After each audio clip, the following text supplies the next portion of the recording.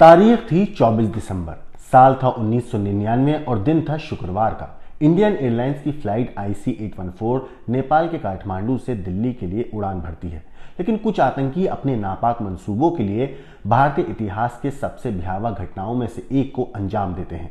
आतंकी Indian airlines की flight IC-814 को हाईजैक कर लेते हैं। इस अपहरण के पीछे एक गहरा मकसद था कि आतंकी संगठन जैश-ए-मोहम्मद से जुड़े खतरनाक आतंकवादियों को छुड़ाना। इनमें सबसे चर्चित जो नाम था वो था मौलाना मसूद अजहर का।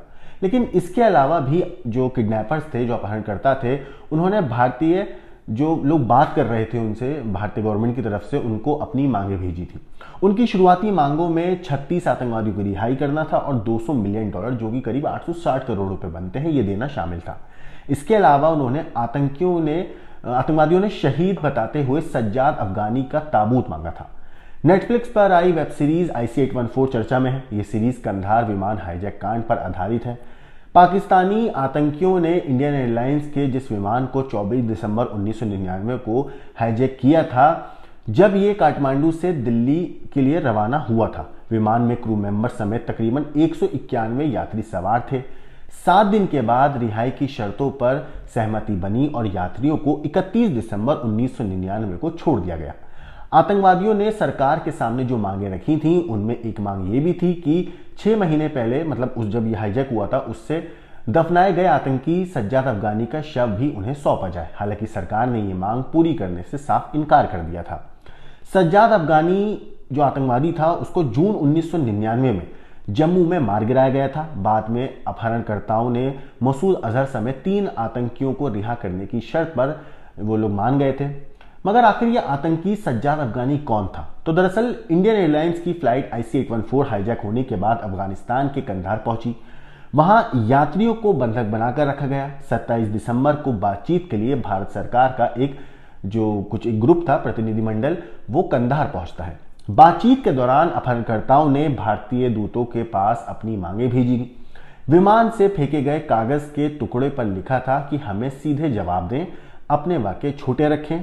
आतंकियों का कहना था कि वो यात्रियों को तभी रिहा करेंगे जब उनकी मांगे पूरी कर दी जाएंगी, और मांगे थी 36 आतंकवादियों की रिहाई, $200 मिलियन, करीब 860 करोड़ रुपए, और उसके साथ साथ सज्जाद अफगानी का जो ताबूत है वो भी सौंपा जाए। अब ताबूत की मांग ने तालिबान के कट्टरपंथी की शातिराना चाल को सामने ला दिया था। हालांकि भारत सरकार ने अपहरणकर्ताओं पर दबाव डाला कि वो अपनी मांगे वापस ले लें। तालिबान के सुप्रीम काउंसिल शुरू ने इसमें हस्तक्षेप किया और एक बैठक की। आखिर में ये पूरा मामला निकला कि अपहरणकर्ताओं की पैसे की मांग करना और गैर इस्लामिक है और मांग नहीं उठानी चाहिए। इसमें एक समय ऐसा भी आया कि दोनों पक्षों के बीच सहमति बनते नहीं दिखी। आखिर में तालिबान नेताओं ने कहा कि अगर सहमति नहीं बनती है तो अपहरणकर्ताओं को कंधार से बाहर जाने के लिए कहा जाएगा। इसके बाद ही आतंकवादियों ने तेवर उनके जो थे ढीले पड़े और उन्होंने शुरुआती मांगों में ज्यादातर को अपनी वापस ले लिया था।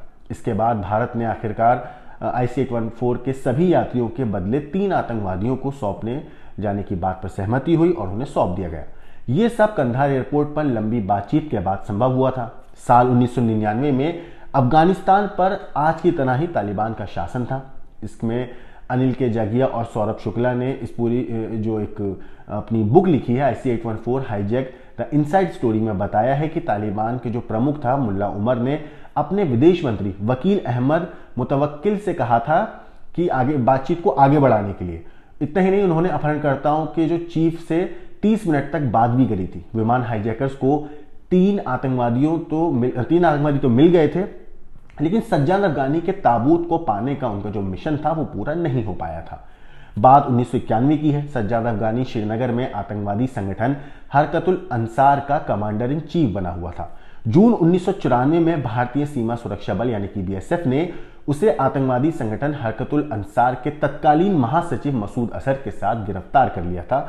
इसके बाद तत्कालीन brigadier general staff BGF lieutenant general Arjun रे ने सज्जाद अफगानी की गिरफ्तारी को सबसे बड़ी उपलब्धि बताया था। अफगानी दिखने में कमजोर लेकिन खतरनाक, शातिर और बहुत ज्यादा देखने में खूंखार व्यक्ति लगता था। उसने रूसियों से भी लड़ाई लड़ी थी। हरकतुल मुजाहिदीन ने एक अन्य आतंकवादी संगठन हरकतुल जिहाद अल इस्लामी हुजी के साथ मिलकर 1993 में हरकतुल अंसार हुआ का गठन किया था। ये जम्मू और कश्मीर में और ज़्यादा अशांति और खून खराबा करने की पाकिस्तान की एक नापाक योजना थी। भारतीय सुरक्षा बलों ने 3 नेताओं को गिरफ्तार करके इन लोगों के उस योजना को पूरा नाकामयाब कर दिया था। सबसे पहले हरकतुल मुजाहिदीन का पूर्व प्रमुख नसरुल्लाह मंसूर लंगड़ियाल को नवंबर 1993 में गिरफ्तार किया था। इसके बाद मार्च 1994 में हरकतुल अंसार के मसूद अजहर और जम्मू कश्मीर यूनिट के प्रमुख सज्जाद अफगानी को श्रीनगर में गिरफ्तार किया गया था। सज्जाद अफगानी हरकतुल अंसार का मुख्य कमांडर था और उसे जम्मू की हाई सिक्योरिटी वाली कोट बलवाल जेल में रखा गया था। इसके बाद 15 जुलाई 1999 को जेल से भागने की कोशिश के दौरान सज्जाद अफगानी को मार दिया था। उसकी गोली मारकर हत्या हुई थी और साथ ही साथ सज्जाद अफगानी ने जेल में 23 फीट लंबी कहते हैं एक सुरंग भी खोदी थी। मीडिया रिपोर्ट्स के मुताबिक अगर वो थोड़ा और खोदता तो शायद वो और दूसरे आतंकवादियों को भागने में कामयाब करवा सकता था या भागने में कामयाब हो जाते, लेकिन सुरक्षा कर्मियों ने उन्हें पकड़ लिया था और अफगानी समेत 11 कैदी उस वक्त मारे गए थे। यह मामला जुलाई 1999 का है, जब 5 महीने बाद दिसंबर 1999 में 5 अगन आतंकवादियों ने IC-814 को हाईजैक कर लिया था। इस विमान ने काठमांडू से उड़ान भरी थी दिल्ली के लिए। हरकतुल मुजाहिदीन के हाईजैकर्स ने पायलट से विमान को अफगानिस्तान के कंधार की तरफ मोड़ने को कहा था, लेकिन लाहौर में विमान को उतारने की परमिशन नहीं मिली, तो इसे जबरदस्ती पंजाब के दोबारा अमृतसर लाया गया था। अपहरणकर्ताओं ने फिर इसे काबुल में उतारने की कोशिश करी, लेकिन ऐसा नहीं हो सका क्योंकि वहां रात में उतरने की सुविधा मौजूद नहीं थी। क्योंकि पेट्रोल नहीं था, इसमें फ्यूल नहीं था, तो बाद में इसे रिफ्यूलिंग के लिए दुबई ले जाया गया, जहां इसमें फ्यूल भरा गया। यहां बातचीत के बाद 26 यात्रियों और अपहरणकर्ताओं द्वारा मारे गए एक यात्री का शव को छोड़ा गया। आखिर में विमान को अफगानिस्तान के कंधार ले जाया गया, जहां यात्रियों को 1 हफ्ते तक बंधक बनाकर रखा गया। मसूद अजहर ने जैश ए मोहम्मद का इसके बाद गठन किया था जब यहां से रिहाई हुई। इसी गठन ने साल 2001 में इसी संगठन ने 2001 में भारतीय संसद पर हमला किया था। इसके बाद जैश ए मोहम्मद का 2008 में मुंबई हमले और 2019 में पुलवामा हमले के पीछे भी हाथ सामने आया था। पुलवामा हमले में 40 सुरक्षाकर्मी मारे गए थे। अभी वेब सीरीज आई है, इस वेब सीरीज को लेके भी काफ़ी कंट्रोवर्सी सामने आ रही हैं आतंकवादियों को नाम के लेकर, लेकिन सज्जाद अफगानी एक ऐसा आतंकवादी था जिसकी लाश को आतंकवादी चाहते थे कि उसको उन लोगों को सौंपा जाए, लेकिन भारतीय सरकार ने इन लोगों की, आतंकवादियों की उस मांग को बिल्कुल भी नहीं माना था।